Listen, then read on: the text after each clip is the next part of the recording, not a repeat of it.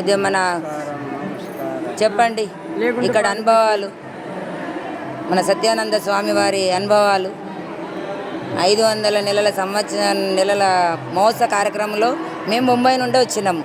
మరి మీ 3 రోజుల కార్యక్రమంలో మాకు అనుభవాలు అయితే చాలా జరిగినాయి. మీది కూడా కొద్దిగా తెలుసుకుందాం అన్నాను. చాలా ఇంట్రెస్ట్ ఉన్నది. మీరు అందరూ చెప్తా ఉంటే మీరు చెప్పేటి మాకు ఆశీర్వాదాలు చెప్పండి. గురుగారి గురించి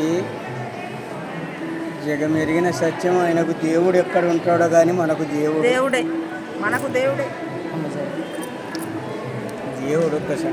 దేవుడు ఎక్కడ ఉంటాడో కానీ మనకు తెలియదు. నా అనుభవంలో నేను పడ్డ కష్టాలు వాళ్ళకి వెళ్ళా అంటే మీరు చెప్పమన్నారు కాబట్టి. ఒకప్పుడు నేను ఇంట్లో ఉన్నప్పుడు నాకు లేని అలవాట్లు అంటూ లేదు. అటువంటి ఇంట్లోనే పుట్టా. దాన్ని మనం అబద్ధం ఎందుకు చెప్పుకోవాలి, ఉన్నది చెప్పుకోవాలి కదా. ఇంట్లో అందరికీ అలవాట్లు ఉన్నప్పుడు మనకి కొత్త యాడికి వెళ్ళి వస్తాయే. అట్లా చేసుకున్నాను. కొన్ని రోజులకు ఇక్కడ మన వేంపేట బాలయ్య అని వాళ్ళ సర్దకుడు మా ఊళ్ళో ఉన్నాడు. అంటే సత్యానంద స్వామి శిష్యుడు ఆయనకు నాకు వ్యవసాయ బంధంలో బాగా ఉండేవాళ్ళం. నాకు కూడు లేని ఇంట్లో ఆయన మంచి ధనవంతుడు. అప్పుడు గువ్వ కూడా లేదు. ఆయన ఇంటికి పోతే ఒరే నీకు చక్కని మనసురా అనేది, కానీ ఈ చెడ్డ అలవాట్లు ఉన్నాయిరా, అవి మానుకుంటే నువ్వు దేవుడు అవుతావురా అనేవాడు. మన గురువుగారి పాట మన పెట్టుకుంటా అయినరా మా గురుగారు అటు చూడరా అనేది.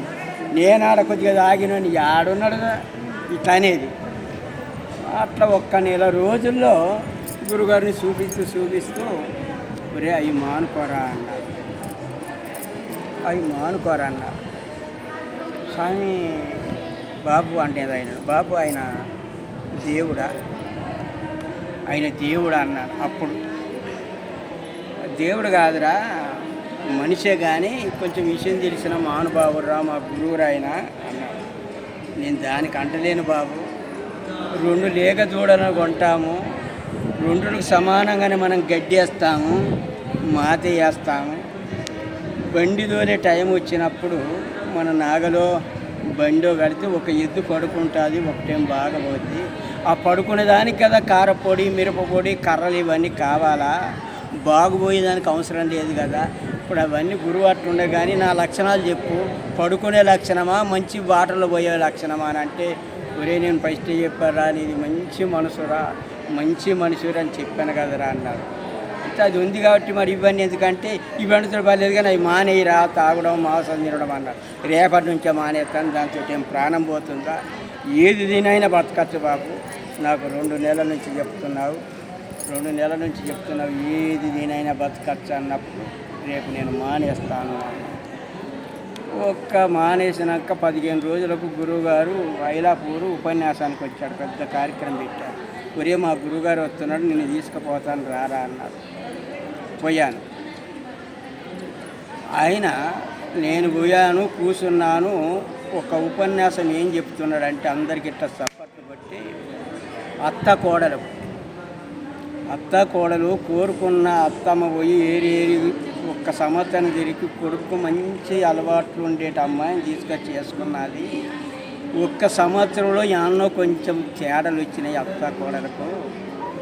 అప్పటి నుంచి అత్త కోడల మీద చెప్పడము, పక్కలకు పోయి ఇసొంటిది అసొంటిది నా కోడలని, అబ్బా మీ కోడలు ఎట్టున్నా కానీ మా కోడలు ఇసొంటిది అని ఇద్దరు ప్రారంభమైనారు. ఒకరికొకరు అది ఊరంతా వాకిపోయింది.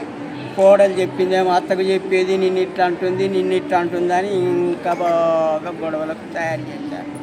అదే విధంగా అంటే గురుగారు చెప్పిన మాట ఆ రోజు చెప్తే, మీ వాళ్ళ కొడుకు ఒరే నాయన ఏందమ్మా 2 నెలల నుంచి ఏదో బాధగా ఉంటున్నావు, నేను వచ్చే నవ్వేదానివి ఎంతో బాగా చూసిన, ఎందుకు అట్లా అంటున్నావు అమ్మ అని అంటే, చెప్తే ఇది ఎటు వస్తుందారా, నదికి సస్తున్నాను రా అమ్మ, అట్లా అట్టుకుంటే నేను ఇంట్లో ఉండను, నన్ను అల్లారు ముద్దుగా పెంచుకున్నావు, ఏం జరిగిందో చెప్పమంటే నీ భార్య ఉదయం మన బర్రె పాలు తీసినాక పాలు తాగుతుంది గిలాస, మళ్ళీ కొంచెం పైన టీ పెట్టుకుంటుంది, పెరుగు వేసుకుంటుంది, నెయ్యి వేసుకుంటుందిరా. ఇట్లా 5 రకాలు తింటుంది. ఇట్లా తింటే మేము ఈ రకంగా ఈ బిల్డింగ్ కట్టి 5 ఎకరాలు నీకు నేను సంపాదించలేనురా. దాని కడుపు ఈ రకంగా తింటే కడుపు పగిలిపోతుందిరా. ఈ రకంగా 5 రకాలు తింటుందిరా అని అంటారు. దానికేనమ్మా నా భార్యకు నేను చెప్పుకుంటుంది అంటాడు. అంతటికే భార్య వస్తుంది, అమ్మ వెళ్ళిపోతుంది. మా అమ్మ చెప్పింది, మా అమ్మ చాలా బాధపడుతుంది. రేపటి నుంచి మా అమ్మ కానీ ఎవరు పాలు తీసుకొచ్చి అక్కడ పెట్టిస్తే పాలు కాసుకొని పాలు మొత్తం తాగేయి, కానీ ఈ 5 రకాలు మొత్తం తినబోకమ్మా అని భార్యకి చెప్పాడు. అట్లాగే నువ్వు చెప్పినట్టు చేస్తాను అన్నది. ఆమె పాలు తీసుకొచ్చి అత్తమ్మడ పెట్టి కాసాడ పెట్టేసి వాళ్ళు పనిపోయారు.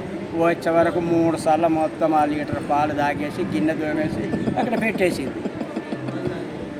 4 గంటలకు 5 గంటలకు వచ్చే వరకు అత్తమ్మ పోయి టీ పెట్టుకుందామని పాలు ఇస్తే ఏడునే గిన్నె బోలేసి పెట్టేసి తలకాయ కొట్టుకున్నది. కొడుకు వచ్చాడు, ఆమె భర్త వచ్చాడు, అందరు వచ్చాడు. అయ్యమ్మా మళ్ళీ ఏదో ముఖం చించుకున్నట్టు కనపడుతుంది, ఇప్పటికన్నా నవ్వమ్మా అని అంటున్నాడు. ఏందిరా నవ్వేదంటే, నిన్న మొన్నటోళ్ళు 5 తినలేదు కదా, కేవలం పాలే కదా తాగింది. మరే నాయన పాలు ఉంటే మీ నాన్న తిన్నాడు, నేను తిన్నాను, నువ్వు తిన్నావురా, మొత్తం పాలు తాగేసి. ఆ కొద్దిగా తిన్నప్పుడు మేలు ఉండేది అంటే ఇప్పుడు నిన్నటిదాకానేమో పాలు పెరుగని చెప్పావు, ఇవాళ కేవలం పాలే తాగింది, పాలు కూడా తాగద్దంటే మన ముఖం మీదనే ఊస్తారు జనాలు. 2 వద్దంటే ఎట్లా? నిన్న మొన్న 5 తిన్నది, ఇవాళ ఒక పాలే కదా అని వరకు ఇప్పుడు మనం కదా నవ్వినట్టు అందరు నవ్వేసే వరకు గురుగారు అట్లా తగ్గాను. నాకు కూడా నేను కూడా నవ్వా, అర్థం కాకపాయ. అత్త కోడళ్ళకు పాలకు పోల్చి చెప్పే, ఇంత దక్కే వరకు మీ అత్త కోడళ్ళది అనుకుంటున్నారా? బర్రె అనేది ఒక జీవుడు, ఒక కోరిక. బర్రె ఈ క్రామ కోద మనం అక్షరాలు అనేవి దాని మీద ఆధారపడి ఉన్నారు. ఇవి ఎప్పుడు ఆ జీవుడు అనే కాడ ఇవి 6 పాలు తాగుతున్నాయి, ఏమీ లేకుండా మీ జీవితానికి రేపు మోక్షానికి తీసుకొని పోయేదానికి కూడా ఇవి హట్టు తగులుతున్నాయి. ఇవన్నిటితోటి బరాయించుకొని ఏగకుండా కేవలం పాలే తాగితే ఈ 5 ఉండవు కదా ఇంకా దాంట్లో. అందుకొరకు భగవంతుని పాలు తాగిన వాడే తొందరగా మోక్షానికి పోతాడన్నారు. ఆ మాట విని నాకు తీసుకుపోయిన ఆయనకు చెప్పాను, బాబు నేను ఈరోజే ఉపదేశం తీసుకుంటాను అడుగు అన్నారు.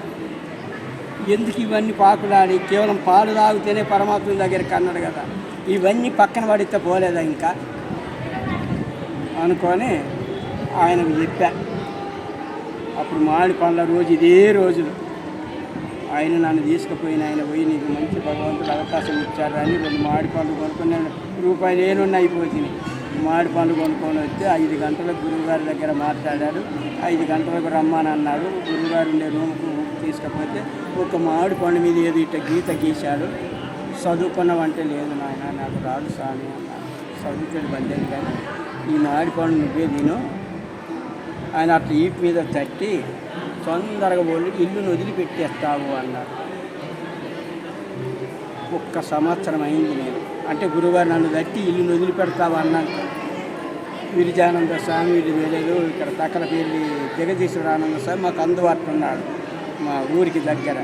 స్వామి ఇంకొక 3 పిలుచుకోండి, నేను ఒక 3 రోజులు కార్యక్రమం ఏర్పాటు చేస్తాను. మొన్న ఉపదేశం తీసుకున్నాను గురుగారి దగ్గర, ఈసారి నేను మన ఊళ్ళో ఒక చిన్న సత్సంగం చేస్తాను అన్నాను. ఇప్పుడు ఇక్కడికి లేచిపోయిన కొత్త మాతాజిని జగదీశ్వరానంద విద్యానంద స్వామి ఎక్కడ ఉంటారో నాకు తెలియదు, పడిగల ఆ నుంచి వాళ్ళు విలిపించుకుంటే 3 రోజులు కార్యక్రమం పెట్టారు.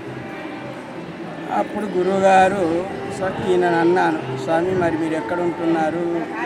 ఋషి పరమాంతం అనే సత్యానంద ఋషి పరమాంతం అన్నాం కదా, మీరు ఎక్కడ ఉంటున్నారంటే పడిగలో నాకు స్థలం ఇచ్చారు, అక్కడ ఆశ్రమం నియమిస్తున్నాను అన్నారు. అది తొందరగా అయితే నేను మీ ఆశ్రమానికి వస్తాను స్వామి అన్నాను. 1 నెలలో భూమి పూజ చేశాడు. భూమి పూజ పోయాను, గబగబ కట్టేసి మన బెంగళూరు పూణె చేశాడు. ఇల్లును వదిలిపెట్టి మా అమ్మ నాన్నకు కూడా చూపించి మా 4 అన్నదమ్ములకు ఇదిగో నేను ఇంతవరకు చేశాను. నేను చేసిన కష్టములో 18 రూపాయలు తీసుకున్నాను. పడిగల ఆశ్రమానికి 18 రూపాయలు అయితే ఆశ్రమానికి చేరతానంట. ఇగో నేను వేసుకున్న గుడ్డలు, దాంట్లో 2 కొత్త గుడ్డలు కూడా ఉన్నాయి, అవి కూడా నాకు వద్దు, నేను వేసుకున్న గుడ్డలు తీసుకుపోతున్నాను. ఛార్జీకి సరిపోయేంతడికి చేరేంత 18 రూపాయలు తీసుకుపోతున్నానని మా అన్న పెత్తనం ఉండేది మొత్తం మీద. మా అన్నకు చూపించాను 18. మొదటిసింది మా మాట వినవు నువ్వు, పచ్చివి నువ్వు, పచ్చని చెట్టు మేమురా, ఎప్పటికైనా మళ్ళీ మా పచ్చని చెట్టు కాడికే వస్తావురా అన్నాడంటే కొంచెం కోపం మీద నాకు. పచ్చని చెట్టు మీరైతే పచ్చిని నేనైతే ఏ కొమ్మలైనా ఎగిరి తింటాను కానీ ఇక మళ్ళీ నేను తిరిగి ఇంటికి రాను అన్నాను. ఇప్పటికీ మొన్న పోయాను 36 సంవత్సరాలకు. వేరే వాళ్ళు తీసుకుపోతే మా ఊరు పోయా. ఇవాళ మా బంధుమిత్రులు 10-20 మంది వచ్చారు నిన్న ఇంటికి రమ్మన్నారు. ఈ అనుభవాలు ఇప్పుడు 36 సంవత్సరాలు అయింది. 36 మొత్తం స్వామీజీ అదే స్వామీజీ సత్యానంద స్వామి వారి మాట మీకు బ్రహ్మ మాట ఇవి. బ్రహ్మ అంటే ఆయన చెప్పారంటే నా జీవితంలో ఒక బాధల్లో కానీ కొంచెం పెద్ద మనిషిగా ఉన్నాను, నసికిలేట్లు వచ్చేది, పోలీసులు వచ్చేది, తెల్లారి నిన్న భోజనాలు పెట్టావంట, ఇంటికి పెట్టావంట. ఇప్పుడు ఈ 3 రోజులు ఎలా ఉన్నది? ఈ 3 రోజుల కార్యక్రమం ఎట్లా ఉన్నది? 3 రోజుల కార్యక్రమంకి దీని గురించి చెప్పుకునేది ఏముంది, అది దైవనీయమే కదా. ఎన్నో కార్యకర్తలలో ఇట్లా కనపడ్డా ఆయన పైన ఆయన చేసుకొని పోతున్నాడు. ఇక్కడ ఎన్నో లోపాలు కనపడుతున్నాయి అంటే మనుషులై గురుగారు మనసులో లోపాలు ఆయన చేస్తున్నాడంటే నేను సహకరించాలని అంటే మనకు